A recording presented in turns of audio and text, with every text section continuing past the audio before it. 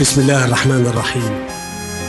وباسم شعب مصر العظيم، ووفاء بالعهد والوعد، واستكمالا لمسيرة أجدادنا العظماء، ومتوكلا على الله سبحانه وتعالى، نأذن نحن عبد الفتاح السيسي رئيس جمهورية مصر العربية ببدء حفر قناة السويس الجديدة، لتكون شريانا إضافيا للخير لمصر ولشعبها العظيم وللعالم أجمع. الله أكبر، الله أكبر، الله أكبر، الله أكبر.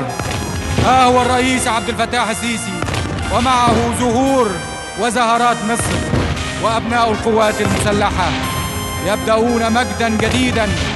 ها هي مصر، ها هو الشعب المصري يستيقظ، يضع يده على أيديهم وقلبه على قلوبهم من أجل مصر، من أجل مستقبل مصر.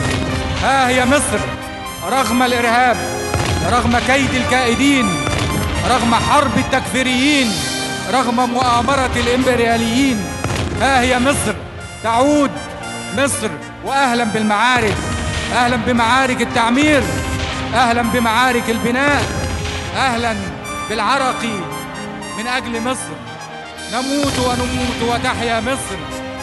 ها هي أغنيات البناء قد عادت، ها هي الحياة قد عادت إلى مصر. حفظ الله مصر وحفظ الله شعب مصر العظيم.